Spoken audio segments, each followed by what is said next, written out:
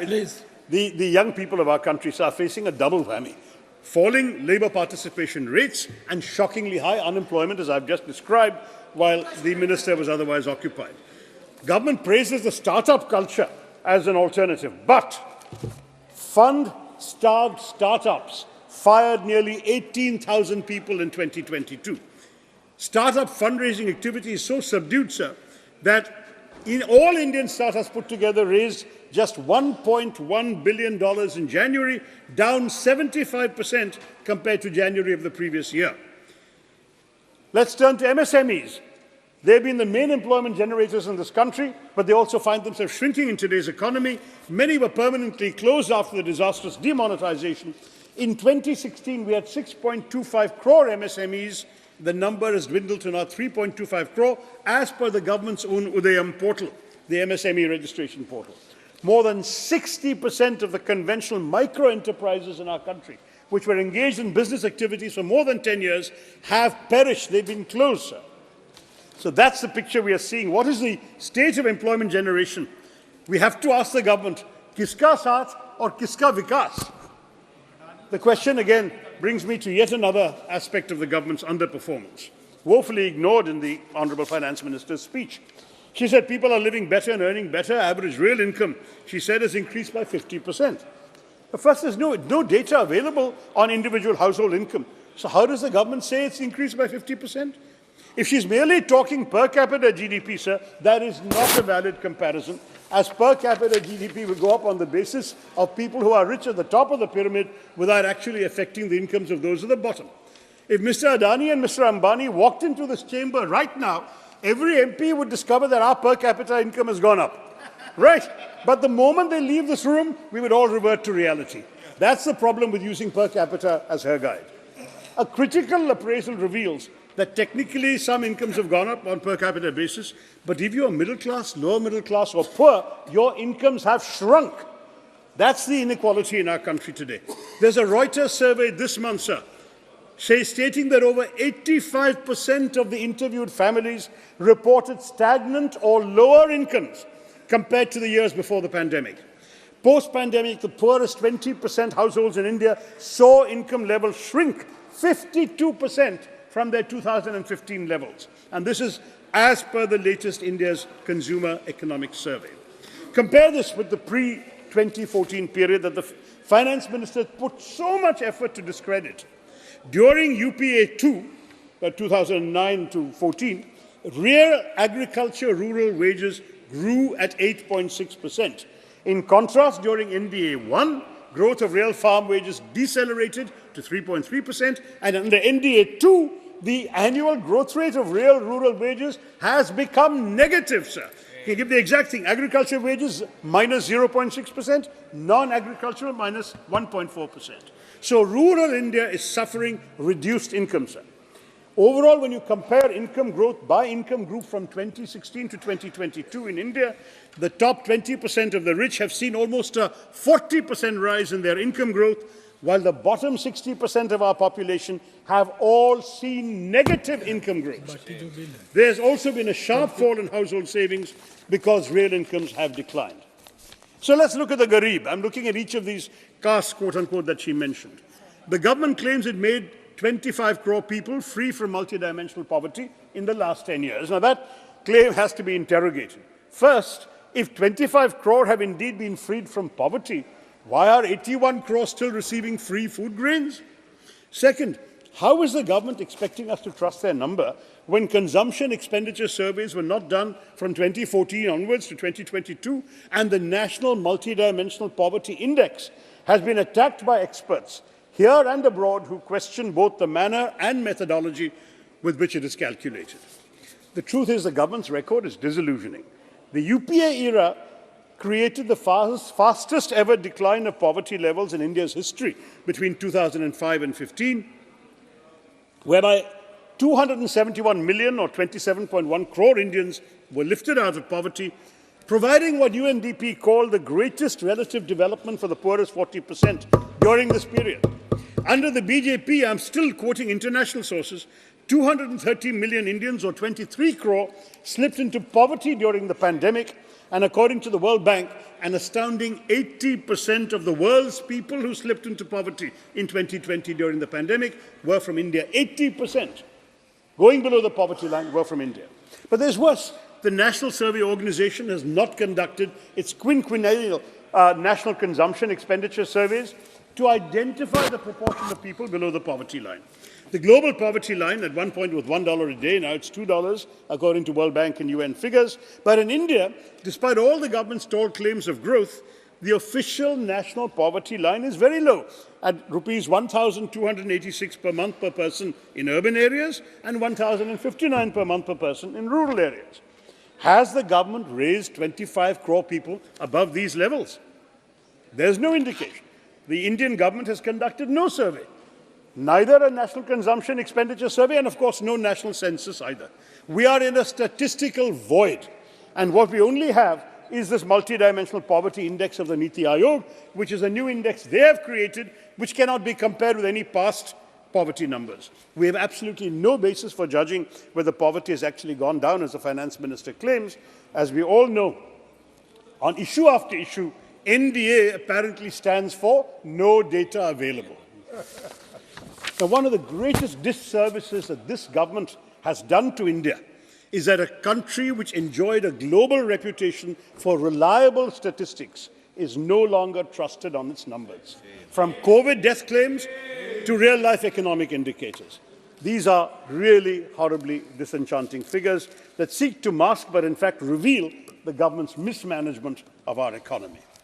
The finance minister calls inflation moderate, but the fact is he's not acknowledging that the Indian middle class and poor have been left defenseless in the face of rising inflation. Retail inflation measured by the CPI rose to a 15-month high of 7.44% in July 2023. But a recent survey by the data analytics firm Kantar found that 57% of Indians are worried about rising inflation. Look at wholesale market prices from December 2023, just a month ago, 19.6% higher when compared with the same month the previous year. Paddy became costlier by 10.5%, milk by 7%, vegetables by 26.3% year on year. And this is linked to growing nutritional concerns. The State of Food Security and Nutrition in the World report, another unimpeachable international document, says that a significant 74.1% of India's population cannot afford healthy food. This translates to over 100 crore people in India facing a crisis of inadequate nutrition, and it's a distressing number that is substantiated by our dropping to the 111th rank out of 125 countries in the 2023 Global Hunger Index. Even in the latest interim budget speech, the finance minister spent a lot of time celebrating the success of GST, amassing a lot of revenues. But her speech was not punctuated this year with any verses or shairis, not even from Tiruvallur. So I prompted a poet friend of mine to put the plight of the suffering it caused the Aam Aadmi into verse. And I'd like to share it with her to italicize the really sad state of the Indian economy from the point of view of a common man like this Kavi. कर्ज के बोझ से आम आदमी तर-तर हो गया, महंगा हो गया खाना पीना, महंगा घर हो गया. मंत्री जी के बजट की खामी हम बतलाते हैं. सिर से कर के शुरू, चलो पैरों तक जाते हैं. कुछ चुनिंदा यारों के बड़े बंगले हो गए, बालों से पैरों तक आते हम कंगले हो गए. माना आप डाई नहीं करते, पर कहीं तो करते हैं. इतनी महंगी हो गई डाई कि लगाने से डरते हैं. चश्मे के दामों को सुन, आंखें रो गई. कम लगाओ टूथपेस्ट, पेस्ट भी महंगी हो गई. बाल कटाने से भी हम अब कटने लग गए. बिना क्रीम के हाथ पैर भी फटने लग गए. फट गई कमीज की कॉलर, पर नहीं तो नहीं ले नहीं सकते. जीएसटी इतना ज्यादा है हम दे नहीं सकते. पूछ रहा था कोई, हम वजन कैसे घटाते हैं? जब से सब्जियों के दाम बढ़े हम कम से खाते हैं. दिखा के लॉलीपॉप वो भरमा कर चले गए. इस बार भी वो अपने ही गुण गा कर चले गए. कैसे सोच लिया कि जनता फिर से माफ करेगी, कैसे सोच लिया कि जनता फिर से माफ करेगी, इस बार चुनावों में जनता जड़ से साफ करेगी।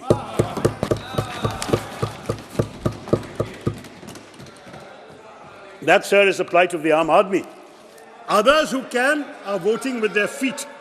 The External Affairs Minister told Parliament that over 16 lakh Indians gave up their citizenship, including 2,25,000 in 2022 alone. High net worth Indians are leaving the country because of this government's tax terrorism. 7,500 millionaires left India in 2022, 6,500 last year. They have taken their resources to invest them abroad and not in our country, where private investment is seriously down under the NDA government. The FM's claims of human development don't stand the test of objective scrutiny either.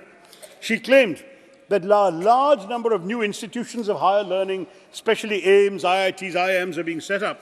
As I've said in the House innumerable times, the problem with this government is not ideation. It's the delivery of public services and the implementation of grand policy announcements. In this case, too, the government has failed to ensure proper execution. Look at the AIMS, for example. In some cases, only land is allotted. Nothing is done beyond that. Sometimes even that clearance takes years. In Madurai, the approval to construct an AIMS came 5 years after the PM laid the foundation stone in 2019. In my own state of Kerala, we are still waiting for the establishment of an AIMS to boost the quality of medical services for our residents. In other cases like AIMS Bhubaneswar, posts are lying vacant and nothing has been operationalized. Now, another major axis of the government's self-congratulation was the efficacy of its various schemes for the poor. They're very nicely named and so on. But that too is a delusion that requires a sobering reality check. In the last fiscal year for which we have numbers, 90 lakh beneficiaries of the government's flagship Pradhan Mantri Ujjwala Yojana did not refill their cylinders. Data revealed through an RTI showed that of the 9.58 crore PM Ujjwala Yojana households, 1.8 crore brought no refills, while another 1.51 crore bought just one refill. But the government does nothing to make the cylinders more affordable to ordinary people. It's all headline management, bottom line mismanagement. In fact, most of the government's successes actually let down.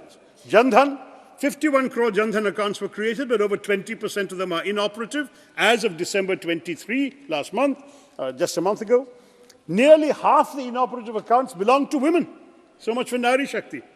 Ayushman Bharat, in August 2023, the CAG found that 43,000 crore had been misappropriated in the Ayushman Bharat scheme. Manrega, which the Prime Minister had disparaged in his first Lok Sabha speech of 2014. Demand for Manrega continues to be higher even than pre-COVID levels, despite the low wages being given and the various bottlenecks in accessing the scheme.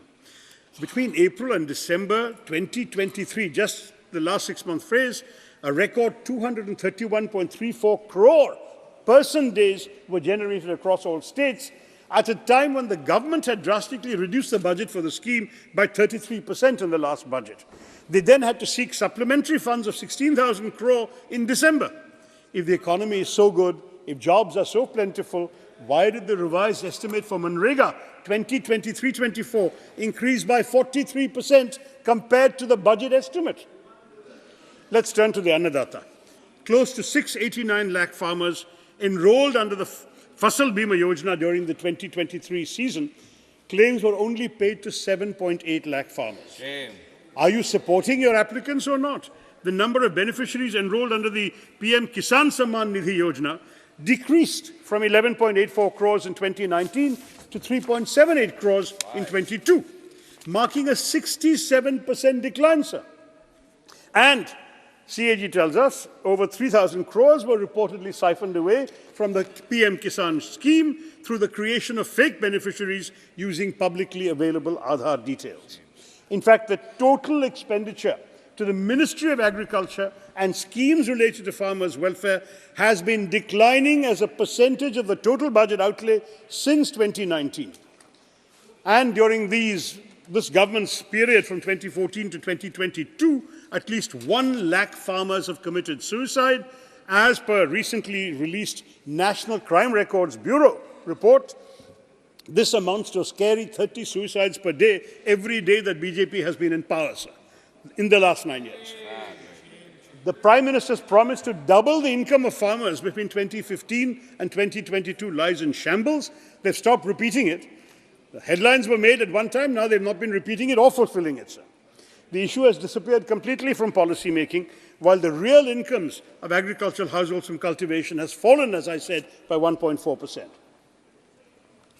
Now, the Finance Minister also made a big deal about the blue revolution in the fishery sector, a sector where the government actually doesn't have much to boast about. I can tell you because most of the fishermen in my constituency are living below the poverty line, and the budget allocation for the sector has been raised for the entire country by a meager 134 crore. The government claims to have doubled pisciculture and aquaculture. Absolutely no evidence of this. And the PM himself talked about creating a Ministry of Fisheries, but they've only created a Department of Fisheries, which is part of a larger ministry. I've never heard of a government that actually breaks its own promise and then claims credit for it. They have promised a ministry for 2 successive elections. They have never given a full ministry to the fisher folk and our coastal regions. The rhetoric surrounding Nari Shakti for the Mahila also requires additional debunking to what I've already said earlier. While we in the opposition welcome the women's reservation law, we are deeply sceptical about the vague timeline of the government, but equally representation is not enough in isolation. We know that grand announcements alone don't help women. We need policies that will help them get the resources they need. Consider, for example, the Integrated Child Development Services. You've rebranded it, of course, your phraseology is always great, Saksham Anganwadi and Poshan 2.0. But your budget for integrated child development has actually declined, even while new labels are coming. We have gone in the course of the Modi government's existence to reduce money available for child development.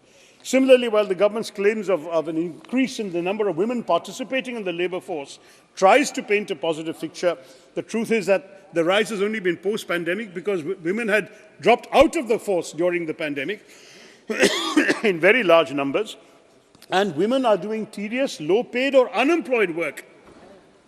I beg your pardon, unpaid work, which is technically unemployment in this country. India ranks 127 out of 146 countries in the Global Gender Gap Index 2023, a searing indictment of our inability to provide the space that our women need to survive and thrive in the labour force.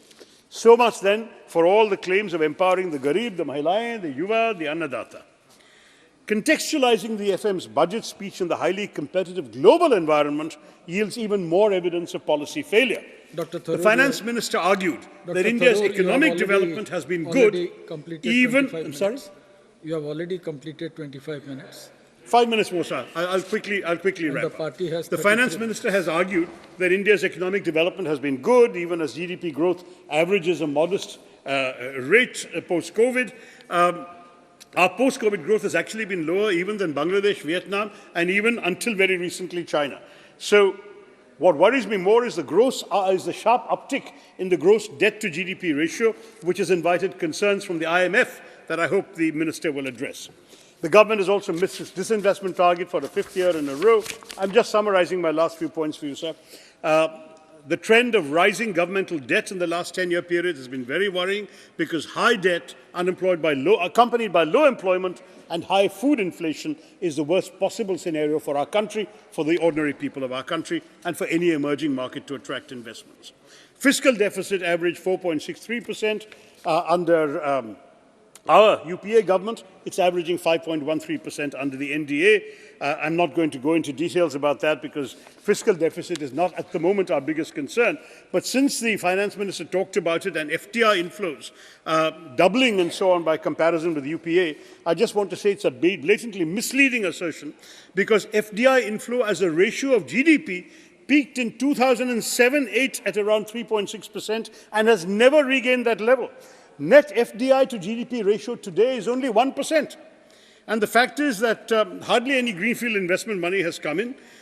RBI estimates that foreign investment today stands at $42 billion in 22-23, which is about the same as in 2008, 2009, 15 years ago under UPA.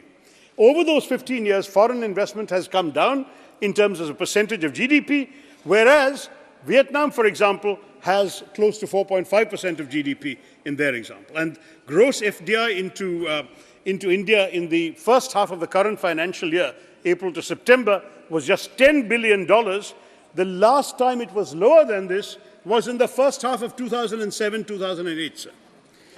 And the finance minister hasn't given us any cost-benefit analysis of the production-linked incentive scheme for which so much money has been spent. Where is the employment generation happening, Madam Minister? There is an absolute need for mid-course corrections, and she will have to answer this question. Internally, meanwhile, sir, our states are in turmoil because transfers to states have been reduced substantially. We know right now in Jantar Mantar there's a protest going on with many states protesting the way in which amounts have not been transferred. The current allocation of 3,67,000 crores in budget 22-23 already sees a gap of almost 6,000 crores in the revised estimates, and there's been a further decrease in the coming budget to 3,59,000 crores. Devolution of tax revenues is a problem because the states have only been getting 30 to 33% in the last 5 years, a far cry from the 15th Finance Commission's recommendation of 41% and a reduction from the 42% given by the 14th Finance Commission. And the fact is the share of cesses and surcharges, which the government doesn't need to share with the states, keeps going up. It's now, it was 8.16% of gross tax revenue under our peak, but under this government, the number has tripled to 28.08% of gross tax revenue in the last fiscal year. So I just want to say there's a rising trend in capex, and we all have applauded that in the past, but the fact is the government seems to believe in trickle-down economics. Spend money at the top, somebody will benefit down below. We believe in trickle-up, sir. That is, if our economy produces the things that people wish to consume at affordable prices, the Aam Aadmi will not only live better, but will become a full participant in the economy. Our objective should be to make ordinary people into consumers and stakeholders in India's economic prosperity, but our government does not see them at all in just focusing on capex. Finally, sir, the finance minister reserving an amount of 11,111,111 crores for capital expenditure shows there's nothing particularly scientific about the calculations in her budget. A minister who chooses a lucky number is heading an economy that needs all the luck it can get, sir. There is no question that when she says that GDP stands for governance, development and performance, GDP, as I've pointed out through my speech, the fact is it's not equitably enhancing the capabilities of the ordinary people of this country. Instead, G stands for government intrusion and tax terrorism, D stands for demographic betrayal, and P stands for poverty continuing. This actual GDP also jettisons the trinity of demography, democracy, and diversity the government claims to be serving. The demographic dividend is on the cusp of becoming a demographic disaster with the unemployment crisis, the K-shaped growth, and the ever-widening schism between the rich and the poor. Democracy is suffering through this government's arrogant contempt for institutions, a government that suspended 146 MPs rather than be held accountable for a security breach, that bulldozes laws as per its own whims and fancies with no regard for parliamentary procedure, that requires a no-confidence motion to be moved before its leaders are willing to speak on vital issues, including Manipur, should ideally refrain from claiming to be the messiah of democracy, let alone its mother. And when it comes to diversity, we know the record hasn't been great either, with increasing attacks on religious minorities, the ruthless dispensing of bulldozer justice, mob lynching, communal violence, and worse, combined with the disregard for states and their operations through a skewed and centralizing cooperative federalism, under which the states are meant to cooperate, but the centre operates as it pleases. The government has failed gravely on all the counts where it pats its own back. Thank you. Therefore, sir, I'm concluding, this House must realize the game of smoke and mirrors that the government is playing with interim budget, with nearly no redressal of the real crises plaguing our economy and affecting the Aam Aadmi. It is high time that this election gives others an opportunity to show up their shallow rhetoric for what it is, which is all talk and no action. Thank you, Mr. Chairman. Thank you. ലോകത്തെവിടെയായാലും ഏത് സമയത്തും 24 വാർത്തകളും augmented reality പാക്കേജുകളും എക്സ്പ്ലെയിനറുകളും വിശദമായി കാണാൻ ഞങ്ങളുടെ YouTube channel നിങ്ങൾക്ക് subscribe ചെയ്യാം.